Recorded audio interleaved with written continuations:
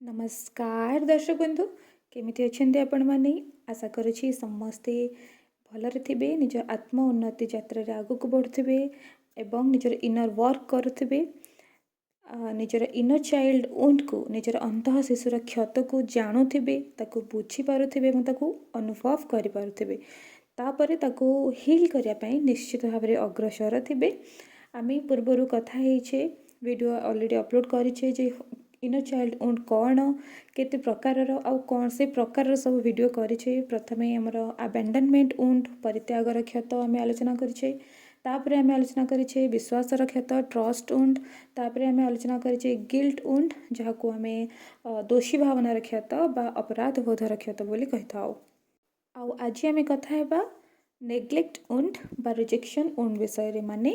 अवहेलार क्षत विषय रे आम कथा हेबा जितेबले आम अवहेला विषय रे चिंता करूँ भावु आम प्रायतः कल्पना करूँ जे खाद्य आश्रय किंबा सुरक्षा एपरी शारीरिक आवश्यकता आमर पूर्ण होना किंतु भावप्रवण अवहेला बा भावनात्मक अवहेला बा इमोशनल नेग्लेक्ट ये भिन्न अटे यार क्षत प्रायतः अदृश्य अटे बाहर को जना पड़ेना जमा तो भावप्रवण अवहेला बा इमोशनल नेग्लेक्ट सेतेबेले घटे जेतेबेले जड़े पिलार भावना को खारज करा जाए माने डिसमिस्ड करा जाए अणदेखा करा जाए इग्नोर करा जाए किंबा पिलार भावना को कम तुला जाए माने ताको डिसवैल्यू करा जाए वैल्यूलेस कहा जाए कि मिनिमाइज्ड करा जाए कि कौन ये छुआटा तार कौन आर यार कौन भावना अच्छी यार भावना गोटे भावना एमती करा जाए हुई तो ताको कांदिबा को मना करा जाइथिबो किंबा आनंद निजर भय विभिन्न प्रकार अनुभव को सबू अणशुणा करा जाइथिबो इमोशन सब अणशुणा करा जाइथिबो दबे दिया जाइथिबो अणदेखा करा जाइथिबो आउ ए क्षतरे ना बाहर को सब किछि ठीक लागि पारे किंतु भितरु पिला को बहुत एकुटिया अनुभव होइथाय ताको भितरु बहुत अणदेखा अनसीन परि अनुभव होता है आउ अनुभव होता है मध्य से पर्यंत बड़ होगा पर्यंत अनुभव होता है छोट बेलू जिते ता सहित घटी थाए ये सब घटना सेबे ठारू ताको निज भितर एकुटिया अनसीन अणदेखा अनुभव हे आसुथाए बड़ होगा पर्यंत जे पर्यंत ए क्षत ए अकुहा अदृश्य क्षत को आरोग्य करा जाएनी हील करा जाएनी ए क्षत आमर बड़ होला पर्यंत भी थाए और बयस बढ़िला परे ये जो अदृश्य क्षत गुड़िक अन्य मानक विश्वास करिबारे हमको बहुत कष्ट आ बहुत असहज अनुभव करे पारे माने काहको आम विश्वास करबा आम पई कि बहुत असहज हो पारे आम निज भीतर जो शून्यता थाए जो इनर एम्प्टीनेस थाए जो आभ्यंतरीण शून्यता गोटे अनुभव हुए से कि एवं आम निजर जो प्रत्येक आवश्यकता गुड़िक थाए आम निजर जहाँ भी नीड्स आम भीतर थाए ना से आमको दोषी अनुभव करे थाए ए क्षत आमको गिल्ट भाव में आम भितर देखा जाए थाए बड़ होला परे माने आमको एमती अनुभव हुए कि मो भितर जहाँ भी नीड्स अच्छी से सब मो दोष से कि सेटा वैल्यूलेस मो भितर नीड्स कहीं अच्छी सेटा मो दोष आउ मो भितर कहीं शून्यता अनुभव होची मो भीतर जो एकुटियापण अनुभव होची सेटा मोर ही दोष गोटे दोषी भावना गोटे अपराध बोध भाव में आम भीतर एटा देखा जाए गिल्ट भाव में आम भीतर एटा देखा जाए आमर ए क्षत पाई ए क्षतर एक्सपीरियंस पाई आमको आम भितर आम निजर नीड्स को ही निजर शून्यता निज भीतर जो शून्यता सृष्टि हो आसी छोट बेलू से सब पाई आम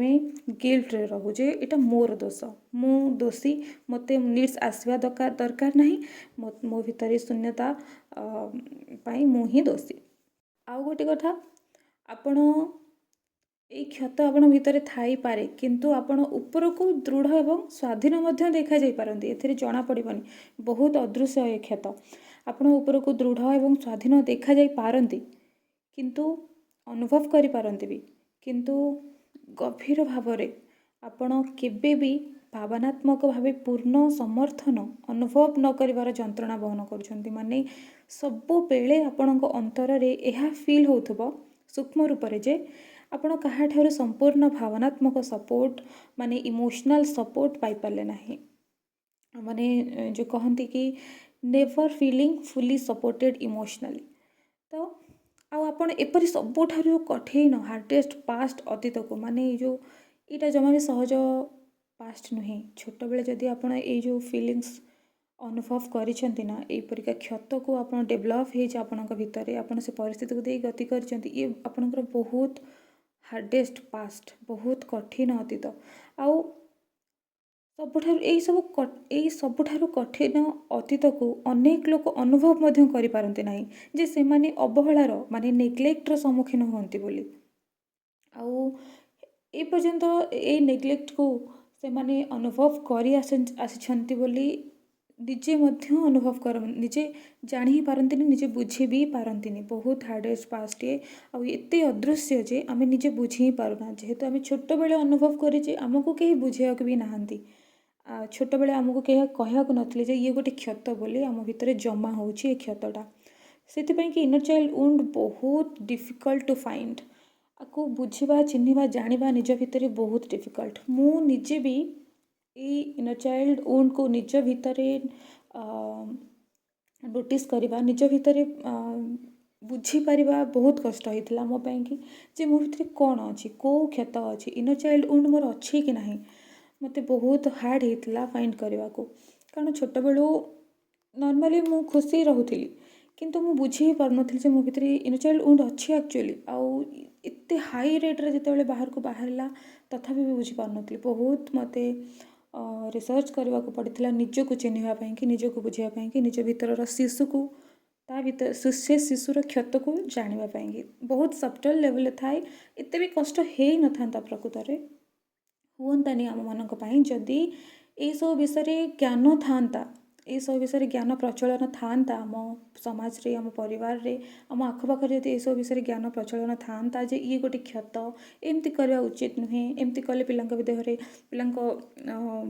गभीरतार जाकि क्षत रहे बड़ है पर्यंत भी रहे ताको हिल करने को पड़े ये सब जो ज्ञान कौटी भी नहीं कौटी भी प्रचलित नहीं एते इजिली भी नहीं बोली कहले चले तो बहुत भी कष्ट अनुभव भी आम करना जे मो भितर इनर चाइल्ड वुंड अच्छी बोली आउ अच्छी जदि कौ इनर चाइल्ड वुंड अच्छी तो आपण निजे भी सतर्क हुंतु निजे निजको चिन्हतु कारण आम लाइफ रे जो बहुत सारा प्रॉब्लम्स आसना आम बड़ हो गले बहुत सारा प्रॉब्लम सब आम फेस करुचे बहुत अजना अदृश्य व्याख्याहीन जंत्रणा को आम अनुभव करुचे किंतु आम निजे जानी पारने जे कौन हो मो सहित तो ये सब इनर चाइल्ड वुंड मध्य ही थाई पारे आपनका भितरे तो आपन जे चिन्हतु ताको आपण जेबे छोट थिले गोटे कौलिया शिशु थिले दुनिया को नुआ नुआ करके देखुथिले हसुथिले खेलुथिले सांगसाथी सहित पाठ भी पढ़ुथिले नुआ स्वप्न भी देखुथिले आगु को कौन करेंगे बड़ हेले कौन करेंगे या करेंगे से करेंगे किंतु एबे आपण बड़ हो गला परे नीरव हो जाइछन्ति कारण सबु किछि नॉर्मल साधारणतः देखा जाउथिला सेतेबेले तथापि किछि अस्पष्ट गोटे किछि अजब थिला सेतेबेले प्रेम भल पाइबा तो थिला किंतु उपस्थिति नथिला पाखरे केही नथिले प्रेजेंट केही नथिले फिजिकली आपणक सह आपणको समर्थन तो मिलुथिला किंतु बुझामणा मिलु नथिला आपणको सठिक भाव में केही बुझी भी पारु नथिले अंडरस्टैंडिंग आपणको मिलु नथिला समस्ते कथा तो होउथिले किंतु केही प्रकृत रे सुनु नथिले एबे आपण एक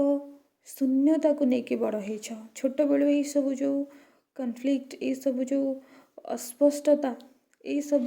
जो शून्यता जो आपन को सेते अनुभव होती से शून्यता को लेकिन आप बड़ हो नीरव भी हो जाइछ भितर आपण व्याख्या करना जे प्रियजन द्वारा घेरी रही बेले मध्य अदृश्य होबार से भावना को आपण व्याख्या भी करें आउ सबुठारु कष्टकर कथा आपण निश्चित नुह जे आपण को कौन आवश्यक किंबा आपण कौन चाहूच कारण आपण केबे निजर आवश्यकता को चिन्हवा शिखिना हो किंतु यही जो शून्यता आपणकर जो अच्छी ना आपणकर जो इनर एम्प्टीनेस जो गोटे अजब प्रकार शून्यता निज भितर अनुभव होउची जमा भी ताको नहीं गिल्ट करना सी आपणकर काल्पनिकता नुहे ये जमा आपणकर कल्पना नुहे ଏହା ଅବ୍ୟକ୍ତ କ୍ଷତର ଫଳାଫଳ। ଏହା ଆପଣଙ୍କର ଯେଉଁ ଅନସ୍ପୋକେନ୍ କ୍ଷତ, ଛୋଟବେଳୁ ଆପଣ କହି ବି ପାରିନାହାନ୍ତି କାହାକୁ, ସେଇ କ୍ଷତର ଫଳାଫଳ ଅଟେ, ଯାହାକୁ ତଳକୁ ଠେଲି ଦିଆଯାଇଥିଲା, ଯାହାକୁ ଆଦରି ନିଆଯାଇନଥିଲା, ଯାହାକୁ ଅଣଦେଖା କରାଯାଇଥିଲା। କିନ୍ତୁ ଆଉ ଗୋଟେ କଥା ମନେ ରଖନ୍ତୁ, ଆଜି ଆପଣ ୟାକୁ ସୁସ୍ଥ କରିପାରିବେ। ଆପଣ ଆପଣଙ୍କର ଆବଶ୍ୟକତାକୁ ସ୍ୱୀକାର କରି ନିଜର ଏଇ କ୍ଷତକୁ ବାହାର କରିପାରିବେ। ନିଜ ଭିତରର ଏଇ ଯେଉଁ ଏମ୍ପଟିନେସ୍କୁ ଆପଣ ସୁସ୍ଥ କରିପାରିବେ, ତାକୁ ନିଜର ଭଲ ପାଇବାରେ ଭରିପାରିବେ। ଓକେ, ନେଗ୍ଲେକ୍ଟ ଉଣ୍ଡ ବା ଅବହେଳାର କ୍ଷତ, ରିଜେକ୍ସନ୍ ଉଣ୍ଡ ମଧ୍ୟ କୁହାଯାଇପାରେ, ପ୍ରତ୍ୟାଖ୍ୟାନର କ୍ଷତ ମଧ୍ୟ କୁହାଯାଇପାରେ। ଆର ଲକ୍ଷଣ ବି ଅଛି। ଆମେ ବହୁତ ସାରା ପଏଣ୍ଟ ଅଛି ଯେ ଏଇ ପଏଣ୍ଟରୁ, ଏଇସବୁ ଲକ୍ଷଣରୁ ଆମେ ଜାଣିପାରିବା ଯେ ଆମ ଭିତରେ ନେଗ୍ଲେକ୍ଟ ଉଣ୍ଡ ଅଛି ବୋଲି, ଅବହେଳାର କ୍ଷତ, ଇନର ଚାଇଲ୍ଡ ଉଣ୍ଡ ଅଛି ବୋଲି। ପ୍ରଥମ ହେଉଛି ଲୋ ସେଲ୍ଫ ୱର୍ଥ ଥିବ ଆପଣଙ୍କ ଭିତରେ। କୌଣସି ଜିନିଷରେ ଆପଣଙ୍କୁ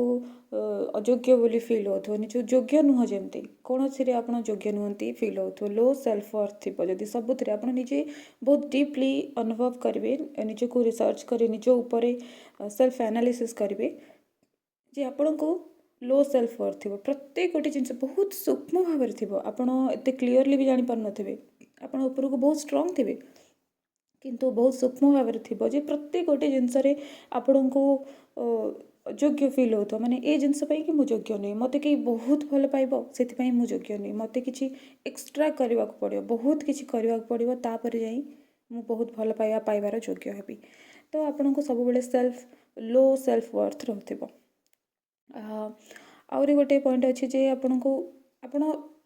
ରାଗ ବହୁତ ଜଲ୍ଦି ଆସିଯାଉଥିବ ଆପଣଙ୍କର, ହଠାତ୍ ରାଗି ଯାଉଥିବେ, ପ୍ରତ୍ୟେକଟି କଥାରେ ଜଲ୍ଦି ସ୍ପିଡ଼ରେ ରାଗୁଥିବେ ଆପଣ। ଆଉ ନିଜ ଇମୋସନ୍କୁ ଆପଣ ଦବେଇ ମଧ୍ୟ ଦେଉଥିବେ। ପ୍ରତ୍ୟେକଟି ଇମୋସନ୍କୁ ଆପଣ ଦବେଇ ଦିଅନ୍ତି। ଆଉ ତା'ର ଗୋଟେ ସାଇଡ଼୍ ଇଫେକ୍ଟ ହିସାବରେ ଆପଣ ରାଗ ବି ଅଛି, ଯେଉଁ ଆପଣ ଅଧିକ ରାଗିଯିବେ, ରାଗରେ କହିଦେବେ, କିନ୍ତୁ ନିଜର ଇମୋସନ୍କୁ କହିପାରିବେନି, ନିଜ ଇମୋସନ୍କୁ ଦବେଇ ଦିଅନ୍ତି, ଦବିଯାଏ ସେ ନ୍ୟାଚୁରାଲି। ଛୋଟବେଳୁ ଯେହେତୁ ପ୍ରାକ୍ଟିସ୍ ହେଇ ଆସିଛି ଆପଣଙ୍କର, ଏତେ ସୂକ୍ଷ୍ମ, ଏତେ ଭଲରେ ପ୍ରାକ୍ଟିସ୍ ହେଇଛି, ଆପଣ ଜାଣି ହିଁ ପାରନ୍ତିନି କି ଆପଣଙ୍କ ପୁରା ମିଶିଯାଇଛି ଆପଣଙ୍କ ବିହେଭିଅରରେ, ଯେ ଆପଣଙ୍କ ଇମୋସନ୍ ଦବିଯାଏ, ରାଗଟା ବହୁତ ଜଲ୍ଦି ଆସିଯାଏ। ଆଉ ଆପଣ ଲେଟ୍ ଗୋ କରିପାରିବେନି କାହାକୁ। ନିଜ ଲାଇଫ୍ରେ ଘଟିଥିବା କୌଣସି ଘଟଣା, ଦୁର୍ଘଟଣା, କେହି ଆପଣଙ୍କ ପ୍ରତି କିଛି ଅନ୍ୟାୟ କରିଦେଲେ, କିଛି ଖରାପ କରିଦେଲେ, କିଛି ଆପଣଙ୍କୁ ଅବହେଳା କରିଦେଲେ, ବଡ଼ ହେଲା ପରେ ସାଙ୍ଗସାଥି କିମ୍ବା ଆପଣଙ୍କର ପ୍ରେମିକ ପ୍ରେମିକା କିମ୍ବା ଆପଣଙ୍କର ଜୀବନସାଥୀ, କେହି ବି, ଆପଣ ଯଦି ବୃଦ୍ଧ ବି ହେଇଯାଇଛନ୍ତି, ଆହୁରି ବହୁତ ସାରା ରିଲେସନ୍କୁ ଆପଣ ଫେସ୍ କରିଛନ୍ତି, ବହୁତ ସାରା ଘଟଣା ଦୁର୍ଘଟଣାକୁ ଆପଣ ସାମ୍ନା କରିଛନ୍ତି,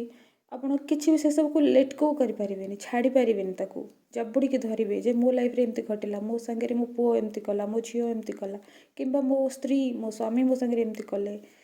ବହୁତ ସାରା ମୋ ସାଙ୍ଗ ମୋ ସାଙ୍ଗରେ ଏମିତି କଲା, ମୋ ସାଙ୍ଗରେ ଏମିତି ଘଟିଗଲା, ମୋର ଏହା ହେଇଗଲା। ଏସବୁ ଜିନିଷକୁ ଆପଣ ବହୁତ ଧରିକି ରହିବେ, ଆଉ ନିଜ ଭିତରେ ଧରିକି ରହିବେ, ଚାପିକି ରଖିବେ, କାହାକୁ କହିବେନି ମଧ୍ୟ, ଇମୋସନ୍କୁ ଚାପିକି ରଖିବେ, ଆଉ ତାକୁ ଲେଟ୍ ଗୋ ବି କରିପାରିବେନି। ତ ଭାବନ୍ତୁ, ଆପଣ ଯେତେବେଳେ କଷ୍ଟ ସବୁକୁ କହିପାରିବେନି, ଏକ୍ସପ୍ରେସ୍ କରିପାରିବେନି, କିନ୍ତୁ ତାକୁ ଲେଟ୍ ଗୋ ବି କରିପାରିବେନି, ନିଜ ଭିତରେ ଚାପିକି ରଖିବେ, ଜବରଦସ୍ତି ଜିଦ୍ଦି କରିକି ରଖିବେ, ତ ସିଏ କେତେ ବଡ଼ କ୍ଷତିକାରକ, ଆପଣଙ୍କୁ କେତେ ଭିତରେ ସେ ଖାଇ ଚାଲିବ, କେତେ କ୍ଷତିକାରକ ଏ ଉଣ୍ଡ। ତ ଆପଣ ଲେଟ୍ ଗୋ କରିପାରନ୍ତିନି, ଆପଣଙ୍କ ଭିତରେ ସେ କ୍ୟାପାସିଟି ବି ଡେଭଲପ୍ ହୁଏ ନା। ଆପଣ ବହୁତ ଷ୍ଟ୍ରଗଲ୍ କରନ୍ତି ଷ୍ଟ୍ରଗଲ୍ ଟୁ ସେ ନୋ।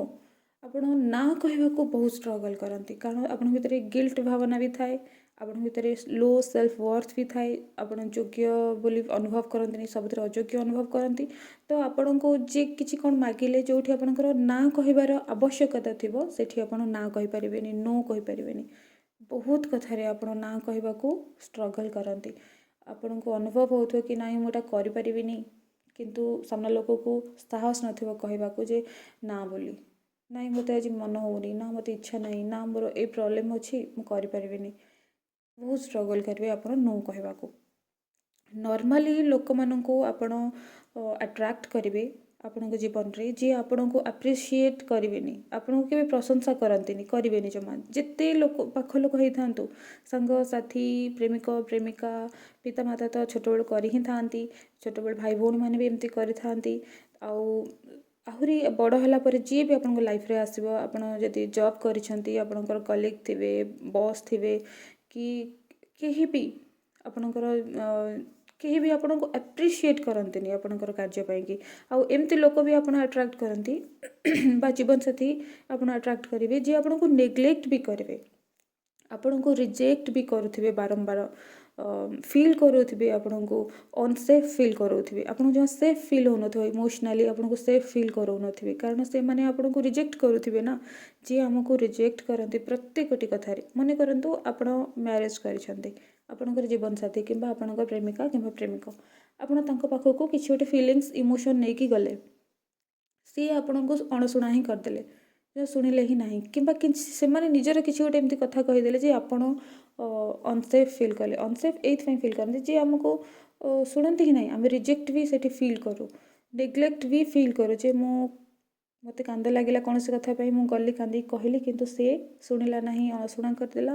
ଆଉ ନିଜ କଥା କହିବାକୁ ଲାଗିଲା। କିଛି ବି ବହୁତ ପ୍ରକାରର ଏକ୍ସପିରିଏନ୍ସ ହୁଏ ଯେଉଁଥିପାଇଁ କି ଆମେ ବୁଝିପାରୁ ଯେ ଏଇଟା ନେଗ୍ଲେକ୍ଟ, ଏଇଟା ରିଜେକ୍ସନ୍। ତ ଆପଣ ଏମିତି ଲୋକଙ୍କୁ ବାରମ୍ବାର ଲାଇଫ୍ରେ ଆଟ୍ରାକ୍ଟ କରିବେ ବୃଦ୍ଧ ହେଲା ପର୍ଯ୍ୟନ୍ତ, ନିଜକୁ ହିଲ୍ ନ କଲା ପର୍ଯ୍ୟନ୍ତ, ଯିଏ ଆପଣଙ୍କୁ ନେଗ୍ଲେକ୍ଟ ଫିଲ୍ କରେଇବେ, ରିଜେକ୍ଟ ଫିଲ୍ କରେଇବେ ବାରମ୍ବାର, ଆଉ ଆପଣଙ୍କୁ ଅନସେଫ୍ ମଧ୍ୟ ଫିଲ୍ କରେଇବେ। ଆପଣଙ୍କ ଭିତରେ ଖାଲିପଣ ଫିଲ୍ ହେବ, ଏକୁଟିଆ ବହୁତ ଲାଗିବ। ଏଇଟା ବେଶୀ ଅନୁଭବ ହୁଏ ମୁଁ ଜାଣିବାରେ, ଗୋଟେ ଅଜବ ପ୍ରକାରର ଖାଲିପଣ, ଗୋଟେ ଏକୁଟିଆ ଶୂନ୍ୟତା, ଏମ୍ପଟିନେସ୍ ଗୋଟେ ନିଜ ଭିତରେ ଫିଲ୍ ହୁଏ। ଆପଣ ନିଜ ସହିତ ନିଜେ କନେକ୍ଟ ହେଇପାରନ୍ତିନି, ନିଜ ଭିତରେ ଗୋଟେ ଫାଙ୍କା ଫାଙ୍କା ଲାଗେ, ବହୁତ ଅଜବ ପ୍ରକାରର ସେ କଷ୍ଟ ଆପଣ ନିଜେ ବି ବୁଝିପାରୁଥିବେ ଯଦି ଆପଣଙ୍କର ଏ ୱୁଣ୍ଡ ଥିବ। ଆଉ ଗୋଟେ ଇମ୍ପୋର୍ଟାଣ୍ଟ ପଏଣ୍ଟ ଆମେ ଏଠି ବି ଜାଣିବା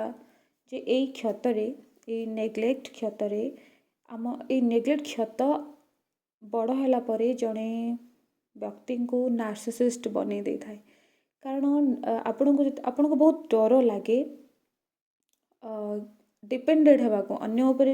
କାଳେ ଡିପେଣ୍ଡେଡ଼ ହେଇଯିବେ କି ଅନ୍ୟ ଉପରେ, ଆଉ ଯଦି ଆପଣ ଅନ୍ୟ ଉପରେ ଡିପେଣ୍ଡେଡ଼ ହେଇଯିବେ ତ ସେ ମୋତେ ବାରମ୍ବାର ରିଜେକ୍ଟ କରିବ, ସେ ମୋତେ ନେଗ୍ଲେକ୍ଟ କରିବ, କାରଣ ଆପଣ ଏସବୁ ଜିନିଷ ବହୁତ ଫେସ୍ କରିଛନ୍ତି ନା। ଯେହେତୁ ଆପଣ ଫେସ୍ କରିଛନ୍ତି ନେଗ୍ଲେକ୍ଟ ଆଉ ରିଜେକ୍ଟ, ତ ଆପଣ ଗୋଟେ ମୁଖା ପିନ୍ଧିବାକୁ ଲାଗନ୍ତି ଯେ ମୁଁ କାହାକୁ ଡରେ ନା, ମୁଖା ପିନ୍ଧନ୍ତି, ସେଥିପାଇଁ କି ଆପଣ ଟକ୍ସିକ୍ ହେଇଯାନ୍ତି, ଆପଣ ନାର୍ସିସିଷ୍ଟ ପର୍ସନ୍ ହେଇଯାନ୍ତି। କାରଣ ଆପଣ ଡିପେଣ୍ଡେଡ଼ ହେବାକୁ ଡରିଥାନ୍ତି, ଆପଣ ରିଜେକ୍ସନ୍କୁ ଡରିଥାନ୍ତି, ଆପଣ ନେଗ୍ଲେକ୍ଟକୁ ଡରିଥାନ୍ତି। ଆପଣ କାହାକୁ କିଛି କହିବେ, ଆପଣଙ୍କର ଆବଶ୍ୟକତା କି କ'ଣ, ସେ ରିଜେକ୍ଟ କରିଦେବ କି, ଆଉ ଯଦି ବି ସେ ରିଜେକ୍ଟ କଲା ତ ଆପଣ ସେଥିପାଇଁ ଭିତରୁ ବହୁତ କଷ୍ଟକୁ ଅନୁଭବ କରନ୍ତି, ତାକୁ ରେଗୁଲେଟ୍ ବି କରିପାରନ୍ତିନି, କାରଣ ଛୋଟବେଳେ ଶିଖି ହିଁ ନାହାନ୍ତି। ତ ଆପଣ ତାକୁ ସେଥିରୁ ବାହାରିବା ପାଇଁକି ଆପଣ ଟକ୍ସିକ୍ ହେଇଯାନ୍ତି, ଅନକନସିୟସଲି ଆପଣ ଟକ୍ସିକ୍ ହେଇଯାନ୍ତି, ନିଜକୁ ଗୋଟେ ମାନେ ମୁଖା ପିନ୍ଧି ଦିଅନ୍ତି, ନିଜର ଗୋଟେ ତାକୁ କ'ଣ କୁହନ୍ତି ସିଲ୍ଡ ପିନ୍ଧି ଦିଅନ୍ତି ଆପଣ, ଯେ ଆଉ ସେଥିପାଇଁକି ଆପଣ ନାର୍ସିସିଷ୍ଟ ବି ହେଇଯାନ୍ତି। ନାର୍ସିସିଷ୍ଟ ମାନେ କ'ଣ, ଯିଏକି କିଛି ଅନୁଭବ କରନ୍ତିନି, ଇମୋସନଲେସ୍ ହେଇଥାନ୍ତି, ଅନ୍ୟକୁ ମ୍ୟାନିପୁଲେଟ୍ କରନ୍ତି, ଅନ୍ୟକୁ କଣ୍ଟ୍ରୋଲ୍ କରନ୍ତି, ଉପରକୁ ବହୁତ ଷ୍ଟ୍ରଙ୍ଗ ଦେଖେଇ ହୁଅନ୍ତି। ତ ୟାଙ୍କୁ କୁହାଯାଏ ନାର୍ସିସିଷ୍ଟିକ୍, ଯିଏ ଅନ୍ୟର କଷ୍ଟକୁ ଦେଖିକି ନିଜେ ଖୁସି କ'ଣ, ନିଜ ଭିତରୁ ଗୋଟେ ଶାନ୍ତି ପାଆନ୍ତି, କିମ୍ବା ଅନ୍ୟ କେହି କଷ୍ଟ ପାଇଲେ ତାଙ୍କୁ ଫରକ ହିଁ ପଡ଼େ ନା, ତାଙ୍କୁ କୁହାଯାଏ ନାର୍ସିସିଷ୍ଟିକ୍ ପର୍ସନ୍, ଯିଏକି ଫିଲ୍ ହିଁ କରିପାରନ୍ତିନି କିଛି। କାହିଁକି, କାରଣ ଆଉ ଏଇ ୱୁଣ୍ଡ ହିଁ ନାର୍ସିସିଷ୍ଟିକ୍ କ୍ୟାରେକ୍ଟର ବହୁତ କ୍ରିଏଟ୍ କରିଥାଏ ବଡ଼ ହେଲେ। ଛୋଟବେଳୁ ଏଇ କଷ୍ଟ ଯିଏ ପାଇଥାନ୍ତି ସେମାନେ ବଡ଼ ହେଲେ ନାର୍ସିସିଷ୍ଟିକ୍ ହେଇଯାନ୍ତି, ଆଉ ଜଣା ବି ପଡ଼େ ନା, ବହୁତ ସୁନ୍ଦର ରୂପରେ ବି ସମ୍ପର୍କରେ ମଧ୍ୟ ଆସିଥାନ୍ତି। ନାର୍ସିସିଷ୍ଟିକ୍ ପର୍ସନ୍ ମାନେ ଉପରୁ ଚାର୍ମିଂ ଲାଗନ୍ତି, ଷ୍ଟ୍ରଙ୍ଗ ଲାଗନ୍ତି, ଅନ୍ୟର କେୟାର ନେଇଥିବାର ଲୋକ ଭଳିଆ ହେଇଥାନ୍ତି, କିନ୍ତୁ ତାଙ୍କ ସହିତ ବହୁତ କ୍ଲୋଜ୍ ହେଲେ ଜଣାପଡ଼େ ଯେ ଇଏ ନାର୍ସିସିଷ୍ଟିକ୍ ପର୍ସନ୍, ଇଏ ଟକ୍ସିକ୍ ପର୍ସନ୍। ତ ଏଥିରେ ଟକ୍ସିକ୍ ନାର୍ସିସିଷ୍ଟିକ୍ ମୁଁ କହୁଛି ୱାର୍ଡ଼, କିନ୍ତୁ ଆପଣ ଜମା ବି ନିଜକୁ ମାନେ ଭାବିବେନି ଯେ ଇଏ କିଛି ଖରାପ ଲୋକ, ଇଏ ମାନେ ବହୁତ କ୍ଷତିକାରକ, ପ୍ରକୃତରେ କ୍ଷତିକାରକ, କାରଣ ଯେପର୍ଯ୍ୟନ୍ତ ଆମେ ୱୁଣ୍ଡକୁ ନ ବୁଝିଛେ, ତାକୁ ସମାଧାନ ନ କରିଛେ, ଆମେ ତ ସମସ୍ତଙ୍କ ପାଇଁ କ୍ଷତିକାରକ, ଆମେ ନିଜ ପାଇଁ ବି କ୍ଷତିକାରକ, ସବୁ ୱୁଣ୍ଡ କ୍ଷତିକାରକ ହିଁ ହେଇଥାଏ। ତ ଆମେ ନିଜ ଭିତରକୁ ଆଗେ ଚିହ୍ନିବା, ଦେଖିବା, ଜାଣିବା। ଏଠି ଗୋଟେ ଉଦାହରଣ ବି ଦେବି ଯେ ଆପଣ ଦେଖିବେ ରାସ୍ତାରେ ଗୋଟେ ଡଗ୍ ଗୋଟେ କୁକୁରଟେ ସବୁବେଳେ ଖାଲି କାମୁଡ଼ିବାକୁ ଗୋଡ଼ଉଥିବ, ଚିଡ଼ଚିଡ଼ ହେଉଥିବ, ବହୁତ ହିଂସ୍ର ପରି ବ୍ୟବହାର କରୁଥିବ, କିନ୍ତୁ ଆପଣ ଦେଖିବେ ତା'ର ହାତରେ ଗୋଡ଼ରେ କିମ୍ବା ବେକରେ ପୁରା ଖଣ୍ଡିଆ ହେଇକି ପୁରା ପୋକ ତା ଦେହରେ ହେଇକି ମାନେ ପୁରା ଇଏ ହେଉଥିବେ, ପେଟ ପୁରା ପଶି ଯାଇଥିବ, ଖାଦ୍ୟ ଟୋଟାଲ୍ ନଥିବ, ପାଣି ପାଉନଥିବ, ଏତେ କ୍ଷତ ଯାଇଥିବ ଯେ ମାନେ ପୁରା ଖଣ୍ଡିଆ ଘା ହେଇକି ପୋକ ହେଉଥିବ। ତ ଆଉ ସେ ବହୁତ ଲୋକଙ୍କ ଠାରୁ ମାଡ଼ ଗାଳି ଯେଉଁଠି ବସିଲେ ଆଉ କିଏ ତାକୁ ପିଟିଲାଣି, କିଏ ଟେକା ପକେଇଲାଣି, କିଏ ଖାଇବାକୁ ତ ଟୋଟାଲ୍ ମିଳିନଥିବ, ଆଉ ପାଣି ବି ପିଇବାକୁ ଠିକ୍ସେ ଆଖପାଖରେ କେଉଁଠି ନଥିବ, ତାହା ସହିତ ଏତେ କ୍ଷତ ମାନେ ଶରୀରକୁ ପୋକ ଖାଉଥିବ। ଆପଣ ଭାବନ୍ତୁ କେତେ କ୍ଷତରେ ଅଛି ସେ, କେତେ ଉଣ୍ଡକୁ ସେ ସାମ୍ନା କରୁଛି, ଅନୁଭବ କରୁଛି, ଜୋରରେ କାନ୍ଦି ବି ପାରୁନି। ତ ଭାବନ୍ତୁ ସେଇ ଲୋକ ତ ନ୍ୟାଚୁରାଲି ସେ ମଣିଷ ହେଉ କିମ୍ବା ପଶୁ ହେଉ କି ପକ୍ଷୀ ହେଉ, ସେ ତ ନ୍ୟାଚୁରାଲି ହିଂସ୍ର ହେଇଯିବ ନା। ତ ଠିକ୍ ସେଇପରିକା ଯେତେବେଳେ ମଣିଷ ଭିତରେ ବହୁତ ସାରା ଉଣ୍ଡକୁ ବହୁତ ସାରା କ୍ଷତକୁ ଧରିକି ବୋହିକି ଚାଲେ ଛୋଟବେଳୁ, ଆଉ ସେ ଜାଣିବି ଶିଖି ବି ନଥାଏ, ସମାଜ ପରିବାର ହିଁ ଆମେ ଶିଖିଥାଉ ନା ଛୋଟବେଳୁ, ସେମାନେ ଶିଖିବେ କାହାଠାରୁ ଆମେ ଶିଖିନଥାଉ ଯେ କେମିତି କ୍ଷତକୁ ସଫା କରିବା, ଆମେ ଜାଣିବି ନଥାଉ ଇଏ ଆମର କ୍ଷତ ବୋଲି, ଆମେ ତାକୁ ବୋହିକି ଚାଲୁ। ତ ସେଇ ମଣିଷ ନ୍ୟାଚୁରାଲି ଧୀରେ ଧୀରେ ବଡ଼ ହେଲା ପରେ ହିଂସ୍ର ଟାଇପ୍ର ତ ହେଇଯିବେ ନା, ହିଂସ୍ର ମୁଁ କହିଦେଉଛି ୱାର୍ଡ଼, କିନ୍ତୁ ସେମାନେ ସେମିତି ଟକ୍ସିକ୍ ଟାଇପ୍ର ତ ହେଇଯିବେ ନା, ନାର୍ସିସିଷ୍ଟ ହେଇ ହିଁ ଯିବେ ନା। ତ ପ୍ରତ୍ୟେକ ମଣିଷ ବ୍ୟକ୍ତି ଯିଏ ବିନା କଥାରେ ଯିଏ ବେଶୀ ଚିଡ଼ଚିଡ଼ ହୁଅନ୍ତି, ରାଗି ଯାଆନ୍ତି, ସେମାନେ ପ୍ରାୟତଃ ତାଙ୍କ ଭିତରେ ବହୁତ କ୍ଷତ ଥାଏ, ସେମାନେ ନିଜେ ବି ଜାଣିନଥାନ୍ତି। ଆଉ ଯଦି ବି ଜାଣିଥାନ୍ତି ଯେ ମୁଁ ଭୁଲ କରୁଛି, ସେ ନିଜ ଭିତରେ ନିଜେ ହିଁ ତାକୁ ଦବେଇ ଦିଅନ୍ତି, କହିପାରନ୍ତିନି, କାରଣ ତାଙ୍କ ଭିତରେ ଗୋଟେ ଭୟ ଥାଏ। ତାଙ୍କ ଭିତରେ ସବୁଠାରୁ ବଡ଼ ଜିନିଷ ହେଉଛି ଭୟ, ଫିଅର୍। କେଉଁ ଫିଅର୍? ଯେ ରିଜେକ୍ସନ୍ର ଫିଅର୍। ମୋତେ ମୋ ରିଆଲିଟି ଯଦି ଜାଣିଦେବେ ସମସ୍ତେ ମୋତେ ରିଜେକ୍ଟ କରିବେ, ମୋତେ ନେଗ୍ଲେକ୍ଟ କରିବେ, ମୋତେ ଆଉ ନୋଟିସ୍ କରିବେନି, ମୋତେ ଏକୁଟିଆ ଫିଲ୍ ହେବ, ବହୁତ ସାରା ଫିଅର୍ ଥାଏ ତାଙ୍କ ଭିତରେ। ତ ସେ ତାଙ୍କ ଭିତରୁ ଆମେ ବି ଅଛୁ, ଆମେ ବି ସେଇ ଟାଇପ୍ର ମଣିଷ ହେଇଥାଉ। ହେଇପାରେ ମୁଁ 10 ଜଣଙ୍କ ପ୍ରତି ବହୁତ ଭଲ କିନ୍ତୁ ଜଣଙ୍କ ପ୍ରତି ଟକ୍ସିକ୍ ହେଇପାରେ, ଆପଣଙ୍କ ଜୀବନରେ ବହୁତ ସାରା ଲୋକଙ୍କ ପ୍ରତି ଆପଣ ବହୁତ ଭଲ କିନ୍ତୁ ଆଉ ଜଣଙ୍କ ପ୍ରତି ଆପଣ ଟକ୍ସିକ୍ ହେଇଥାଇପାରନ୍ତି। ତ କାହା ପାଖରେ ଆପଣଙ୍କର ସେ ଗୁଣ ଆପଣ ଶୋ କରିପାରନ୍ତି, ଅନକନସିୟସଲି ବି ଶୋ କରିପାରନ୍ତି। ତ ଆମେ କେହି ଭଲ ଖରାପ ଏଠି ନ ମାପିକି ସେ ମାପକାଠିକୁ ଆମେ ଛାଡ଼ିକି ପରିତ୍ୟାଗ କରିକି ଆମେ ନିଜକୁ ଚିହ୍ନିବା, ନିଜକୁ ବୁଝିବା, ନିଜ ଭିତରର ଯେଉଁ ସ୍ୟାଡ଼ୋ ସାଇଡ଼୍ ଅଛି, ନିଜ ଭିତରର ଯେଉଁ କ୍ଷତ ଅଛି, ଯେଉଁ ଇନର ଚାଇଲ୍ଡ ଉଣ୍ଡ ଅଛି ଏତେ ପ୍ରକାରର, ତାକୁ ଆମେ ଚିହ୍ନିବା, ଜାଣିବା, ବୁଝିବା, ଅନୁଭବ କରିବା, ତାକୁ ହିଲ୍ କରିବା। ଆଉ ଯେମିତି କହିଲି କି ଏମାନେ ନାର୍ସିସିଷ୍ଟିକ୍ କ୍ୟାରେକ୍ଟର ହେଇଯାନ୍ତି, ଯାହାଙ୍କ ଭିତରେ ଏଇ ଉଣ୍ଡ ଥାଏ, ସେମାନେ ଏଥିପାଇଁ ନାର୍ସିସିଷ୍ଟ ହେଇଯାନ୍ତି, ସେମାନେ ରିଜେକ୍ସନକୁ ଫେସ୍ କରିପାରନ୍ତିନି। ଏସବୁ ହୁଏ କାହିଁକି ନା ଯେବେ ଆପଣ ଛୋଟ ଥିଲେ ଆଉ ଆପଣଙ୍କୁ ରିଜେକ୍ଟ କରାଯାଇଥିଲା, ନେଗ୍ଲେକ୍ଟ କରାଯାଇଛି, ଆପଣଙ୍କ ବାପା ବୋଉ ଆପଣଙ୍କୁ ରିଜେକ୍ଟ ବା ନେଗ୍ଲେକ୍ଟ କରିଛନ୍ତି, ଅବହେଳା କରିଛନ୍ତି, ପ୍ରତ୍ୟେକଟି କଥାରେ ଆପଣଙ୍କୁ ରିଜେକ୍ଟ କରିଛନ୍ତି, ଆପଣ କିଛି ଇମୋସନ୍ ନେଇକି ଆସିଛନ୍ତି ତାଙ୍କ ପାଖକୁ, କାନ୍ଦିକି ଆସିଛନ୍ତି, କ'ଣ କହିବାକୁ ଆସିଛନ୍ତି, ସେ ଆପଣଙ୍କୁ ରିଜେକ୍ଟ କରିଛନ୍ତି, କିମ୍ବା ଆପଣ 3-4 ଭାଇ ଭଉଣୀ ପରିବାରରେ ଥିଲେ, ହେଲେ କେବଳ ଆପଣଙ୍କୁ ରିଜେକ୍ଟ ଆଉ ନେଗ୍ଲେକ୍ଟ କରିଛନ୍ତି ଆପଣଙ୍କ ପରିବାର, ଆପଣଙ୍କ ବାପା ବୋଉ, ବାକି ଭାଇ ଭଉଣୀମାନଙ୍କୁ ଭଲ ପାଇବା ଦେଇଛନ୍ତି, ଯତ୍ନ ଦେଇଛନ୍ତି, ସ୍ନେହ ପ୍ରଶଂସା କରିଛନ୍ତି, କିନ୍ତୁ ଆପଣଙ୍କୁ ପ୍ରଶଂସା କରିନାହାନ୍ତି, ନେଗ୍ଲେକ୍ଟ କରିଛନ୍ତି। ଓଲଟା ଆପଣ ଯେତେବେଳେ ରାଗିଯାଆନ୍ତି, ଚିଡ଼ିଯାଆନ୍ତି, ଅନ୍ୟର ଆଟେନସନ୍ ପାଇବା ପାଇଁକି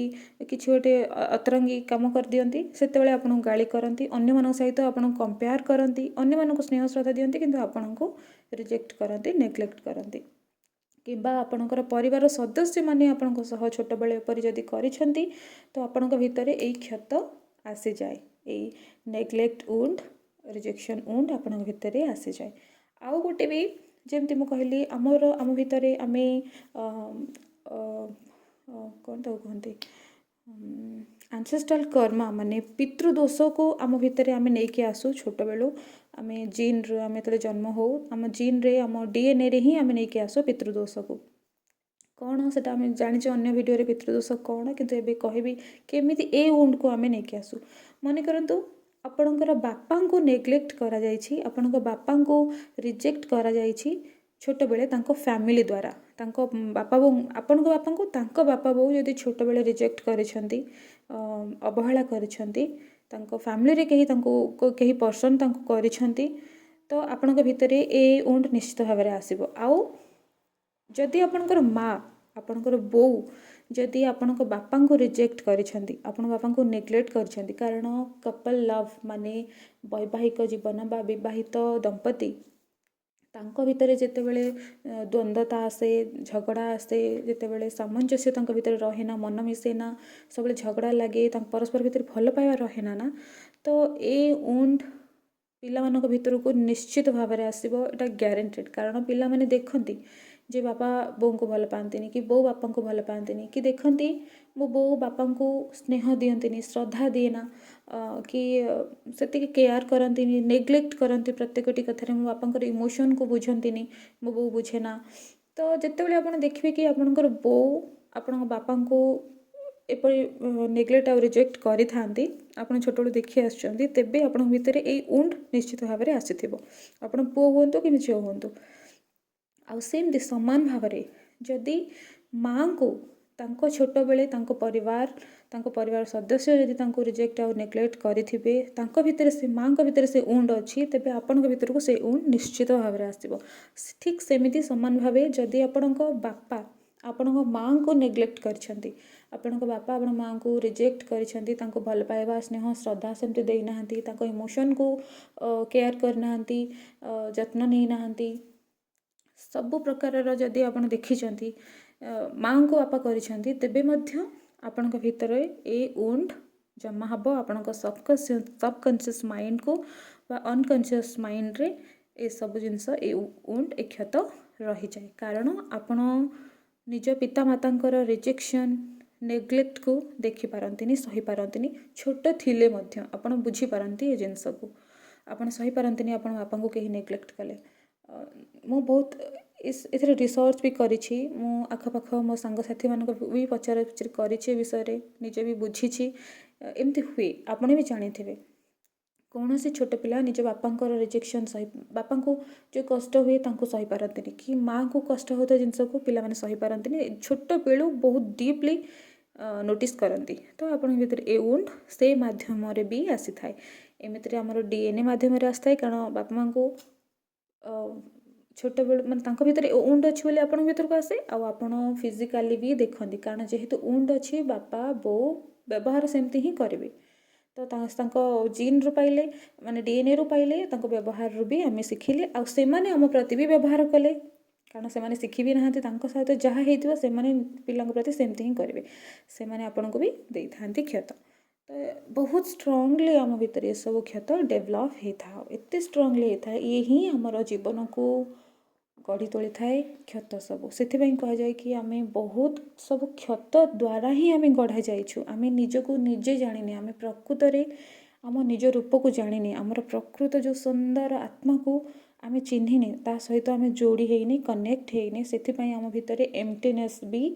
थाए आम कनेक्ट भी हो न था परमात्मा सहित आम आम सब अशांति झगड़ा बहुत प्रकार नेगेटिविटी रे आम रही था फेस भी करि थाउ आउ एपरी उंड रे थिबा मनीष माने नेग्लेक्ट उंड जो माने फेस करि थांती दुई प्रकार प्रकृतर होती कहीं नार्सिसिस्टिक हो जाती कहीं बहुत पीपल प्लेजिंग भी हो जाती नार्सिसिस्टिक जो मैंने हो जाती अन्य को मैनिपुलेट करती अन्य को क्षति पहुँचे कि निजे शांति रुहती माने फील हुए ना तांको अन्यर क्षति देखी फील हुए ना तो एपरी मनीष निज वीकनेस को निजर दुर्बलता को दुनिया रे न देखा कि से माने नार्सिसिस्ट हो जाती जेबे से बड़ हुंती माने निजर वीकनेस निजर इमोशन सह से माने कनेक्ट करंतिनी इमोशनलेस हो जाती आउ वीकनेस को निजर जो वीकनेस को लुचेवाई जे तांको भीतर बहुत बड़ बड़ डर थाए ना तो से वीकनेस को लुचेवाई गोटे मिछ मुखा पिंधि दियंती निजर पर्सनालिटी रे माने गोटे फॉल्स आइडेंटिटी पिंधि दियंती आपणे नियंती स्ट्रांग हेबार गोटे एपरी परिचय को मिछ परिचय मिछ रूप मिछ मुखा पिंधि दियंती स्ट्रांग हबार मुखा पिंधि दियंती जेमती कहले कि यही सबू तांको अनुभव होता है आमको आमे भी आमको अनुभव होता है किंतु आमे उपरे एमती मिछ मुखा पिंधि थाउ माने स्ट्रांग हेबार मिछ मुखा पिंधि दे थाउ कारण आमे डरी थाउ जे आमर वीकनेस को किए देखीदेव कि आमको कहीं रिजेक्ट करदेव कि अन्य मानक ଦେଖାନ୍ତିନି ସେମାନେ ବହୁତ ଷ୍ଟ୍ରଙ୍ଗ, କାରଣ ଆମେ କଥା ହେଇଥିଲେ ଯେ ଇଏ ବହୁତ ଅଦୃଶ୍ୟ, ଇଏ ଜମା ଜଣା ବଡ଼ ହେଲା ପରେ ତ ଇଏ ଜମା ଜଣା ହିଁ ପଡ଼େ ନା ଯେ ଆଙ୍କ ଭିତରେ ଏଇ କଷ୍ଟ ଅଛି ବୋଲି। କାହିଁକି? କାରଣ ସେମାନେ ବହୁତ ଷ୍ଟ୍ରଙ୍ଗ ହେବାର ମୁଖା ପିନ୍ଧିଥାନ୍ତି, ଅନ୍ୟମାନଙ୍କୁ ଯେମିତି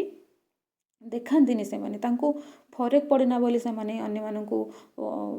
ଫିଲ୍ କରିଥାନ୍ତି ଯେ ମୋତେ କିଛି ଫରକ ପଡ଼ୁନି, କାହାର ଇମୋସନ୍ ତାଙ୍କୁ ଫରକ ପଡ଼େନା, କିମ୍ବା ଅନ୍ୟର ଇମୋସନ୍କୁ ସେମାନେ ଡ୍ରାମା ବୋଲି କହିଦିଅନ୍ତି। ନିଜକୁ ସବୁଠୁ ଷ୍ଟ୍ରଙ୍ଗ ଦର୍ଶାଇବାକୁ ଏକ୍ସଟ୍ରିମଲି ଇମୋସନଲେସ୍ ରହନ୍ତି, କାରଣ ସେମାନେ ନିଜ ଇମୋସନ୍କୁ ଏକ୍ସପ୍ରେସ୍ ହିଁ କରନ୍ତିନି, କରିପାରନ୍ତିନି ମଧ୍ୟ। ତାଙ୍କୁ ଡର ଲାଗେ ଯେ କାଳେ ମୋ ଇମୋସନ୍କୁ କେହି ରିଜେକ୍ଟ କରିଦେବ, ନେଗ୍ଲେକ୍ଟ କରିଦେବ କି, କିମ୍ବା ମୋତେ କେହି ଅବହେଳା କରିଦେବ କି, ତ ତାଙ୍କୁ ଏ ଡର ବହୁତ ଥାଏ। ତ ଏମାନେ ନିଜ ଇମୋସନ୍କୁ, ନିଡ୍ସକୁ ଅନ୍ୟ ଆଗରେ ଏକ୍ସପ୍ରେସ୍ କରନ୍ତିନି, ପ୍ରକାଶ କରନ୍ତିନି, ଷ୍ଟ୍ରଙ୍ଗ ହେବାର ମୁଖା ପିନ୍ଧନ୍ତି,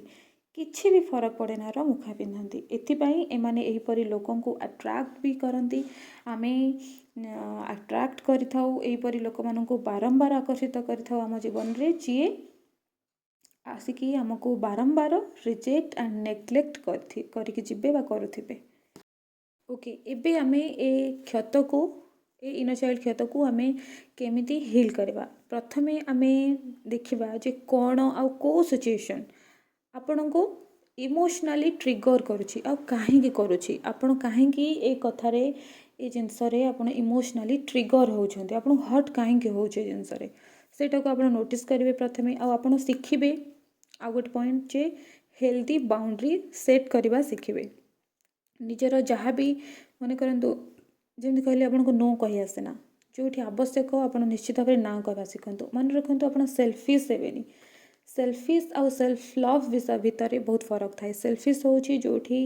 ଆମେ ଅନ୍ୟଠାରୁ କେବଳ ସୁବିଧା ନେଇଥାଉ, ଅନ୍ୟକୁ କଷ୍ଟ ଦେଇଥାଉ, ଅନ୍ୟକୁ କଷ୍ଟ ଦେଇକି ନିଜ ପାଇଁକି ଭାବିଥାଉ, ନିଜକୁ ସର୍ଭ କରିଥାଉ, ନିଜର ସେବା କରିଥାଉ। କିନ୍ତୁ ସେଲ୍ଫ ଲଭ୍ ହେଉଛି ଆମେ ଯେତେବେଳେ ଅନ୍ୟକୁ ସେବା କରିଥାଉ ନିଜକୁ କଷ୍ଟ ନ ଦେଇକି, ଆଉ ମାନେ ନିଜର ଆମେ ଯତ୍ନ ନେଇଥାଉ। ଯେତେବେଳେ ଆପଣଙ୍କୁ କୌଣସି କଥାରେ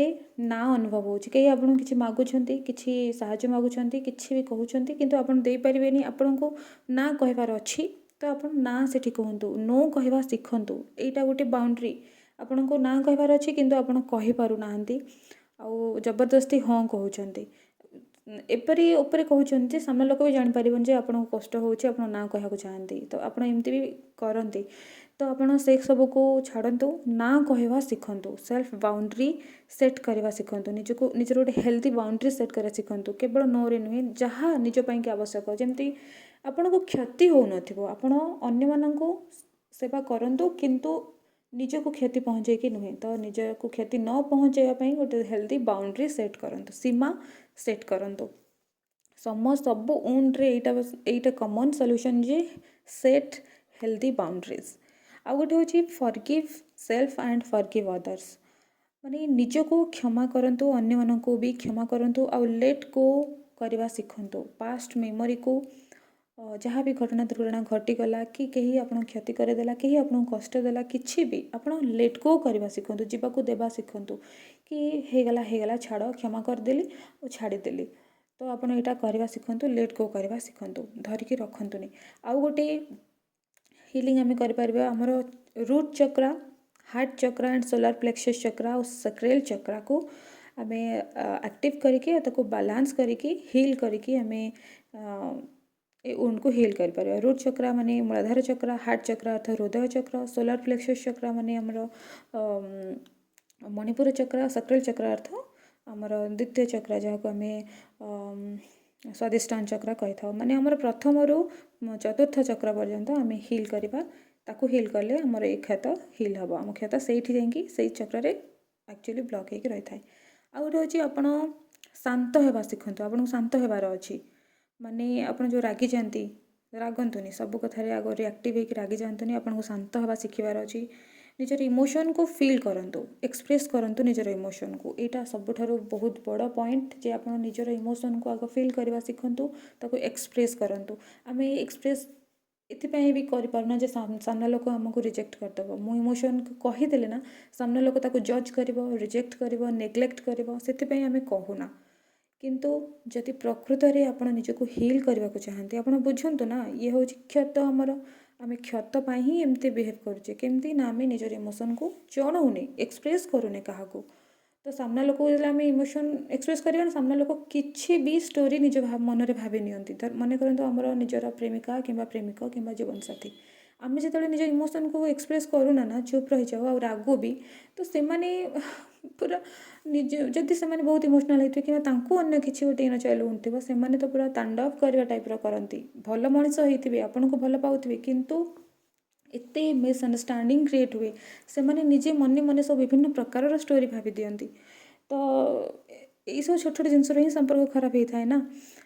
से आपणकर भी आहरी स्ट्रंग हो जाए आपणकर कष्ट तो आपण इमोशन को एक्सप्रेस करवा सीखतु कहीं करंतु कि न करंतु आप निज को हिल करंतु निजे स्टार्ट करंतु कि मु निज इमोशन को बुझी आउ एक्सप्रेस करी हो पारे सामना लोक रिजेक्ट भी करे सामना लोक बुझी भी न पारे अंडरस्टैंड भी करनी निग्लेक्ट भी कर रिजेक्ट भी कर किंतु तथापि भी जदि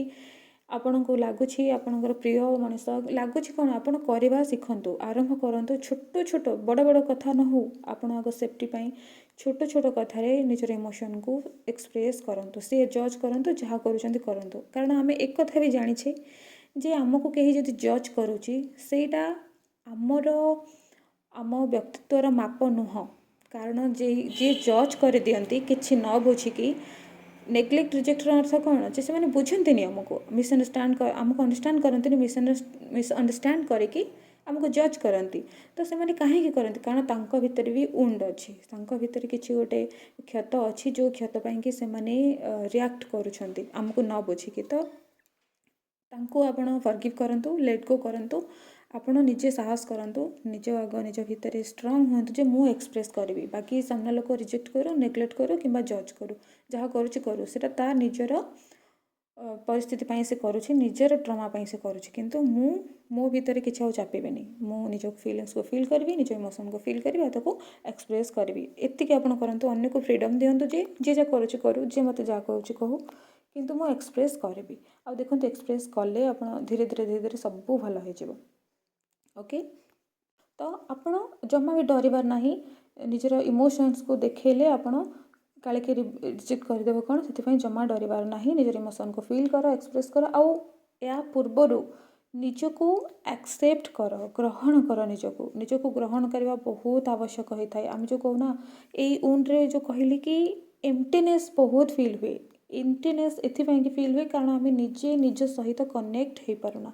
आम निजे निजको चिन्ह पारुना निजर इमोशन को भी बुझी न था से भी एम्प्टीनेस फील हुए कहीं भी कारण आम एक्सेप्ट भी कर न था अन्य मानक द्वारा जेहेतु आम बहुत जज हो जाइए से आम निजको एक्सेप्ट भी करूना निजको ग्रहण करना आम जमीती आम सेमती निजको ग्रहण करूना तो आपण से कि एफर्मेशन भी दिंतु निजको ग्रहण करूँ एफर्मेशन भी दे पारे जे I am complete I accept myself completely आपड़ ए एफर्मेशन भी कहींपारे आ मुझे वीडियो भी जमी I am good I am loved I am safe आप एमती भी निजर निजको आग ग्रहण करूँ निजपाई एफर्मेशन भी सेल्फ एफर्मेशन दिंतु लव सेल्फ लव एफर्मेशन दिंतु आउ ए एफर्मेशन जमी कहली I am complete and I accept myself completely यहाँ को भी दे पारे ओके माय ब्यूटीफुल सोल्स मन रखु आरोग्य आरंभ हुए जितेबले आपणकर भावना गुरुत्वपूर्ण बोली आपण निजे स्वीकार करते एवं निजको निजे से सब मान्यता से सब वैलिडेशन देवा शिखती जहाँ आपण पिला बेले हराई किंबा आपण पिला बेले पाई नथिले तो निजको आमे निश्चित भाव में हिल करवा बिना हिलिंग रे आमे जमती परीक्षा आमर जमती हुए बिना पाठरे आमे परीक्षा रे आमे उत्तीर्ण न हो कि आमे केबे आगु को जाई पारना नेक्स्ट अध्याय नेक्स्ट क्लासरूम को आमे जाई पारुना ठीक सही परी आमे जितेबाला निज क्षत को आमे हिल न करूँ आमे मृत्यु कले भी ए जन्म आमर शेष हेले भी आमे पुणी तारे जन्म नहीं कि सेठू ही आमे आरंभ करूँ से क्षत हिल करिया ठारू ही कार्य ठारू ही आमे आरंभ करूँ तो आमे निजको चिन्हिबा निजको हिल करवा आमे आज जानिले नेग्लेक्ट वुंड कौन नेग्लेक्ट वुंड रो ସବୁ ଲକ୍ଷଣ ସବୁ କ'ଣ ଆଉ କାହିଁକି କିପରି କେମିତି ଆମ ଭିତରେ ନେଗ୍ଲେକ୍ଟ ଡେଭଲପ୍ ହୁଏ ଆଉ ଡେଭଲପ୍ ହେଲେ ଆମେ କେମିତି ହେଇଯାଉ ଆମ ବ୍ୟବହାର କେମିତି ହେଇଯାଏ ଜାଣିଲେ ନେକ୍ସଟ ଭିଡ଼ିଓରେ ଆମେ ଜାଣିବା। ନେକ୍ସଟ ଭିଡ଼ିଓ ତ କହିପାରିବିନି କିନ୍ତୁ ଇନର ଚାଇଲ୍ଡ ଉଣ୍ଡର ଆହୁରି ବି ଅଛି ଦୁଇଟା ଉଣ୍ଡ ମଦର ଉଣ୍ଡ ଆଉ ଫାଦର ଉଣ୍ଡ ବାପାଙ୍କ ଠାରୁ ପାଇଥିବା କଷ୍ଟ ମାଆଙ୍କ ଠାରୁ ପାଇଥିବା ସ୍ପେଶାଲ କଷ୍ଟ ସେସବୁ କ'ଣ କ'ଣ ପର୍ଟିକୁଲାର ମାଆଙ୍କ ଠାରୁ ଆମେ ପାଉ କ'ଣ ପର୍ଟିକୁଲାର ବାପାଙ୍କ ଠାରୁ ପାଉ ସେଇ କଷ୍ଟ ଆମେ ଜାଣିବା। ଓକେ ଦର୍ଶକ ବନ୍ଧୁ ମାଇ ବ୍ୟୁଟିଫୁଲ୍ ସୋଲ୍ସ ବହୁତ ବହୁତ ଧନ୍ୟବାଦ ଆପଣଙ୍କୁ ଆପଣ ଏଇ ପର୍ଯ୍ୟନ୍ତ ଭିଡ଼ିଓକୁ ଶୁଣିଲେ ଆଶା କରୁଛି ସମସ୍ତଙ୍କୁ ଭିଡ଼ିଓ ଭଲ ଲାଗିଥିବ ଏ ଇନଫର୍ମେସନ୍ ଭଲ ଲାଗିଥିବ ଆପଣ କନେକ୍ଟ କରିଥିବେ ଯଦି ବି ଆପଣଙ୍କୁ ଭଲ ଲାଗିଛି କନେକ୍ଟ କରିଛି ମୋତେ ନିଶ୍ଚିତ ଭାବରେ କମେଣ୍ଟରେ କହିବେ ଜଣେଇବେ ମୋତେ ବହୁତ ପ୍ରୋତ୍ସାହନ ବି ମିଳିବ। ଏବେ ରହୁଛି sending you lots of unconditional love light and happiness।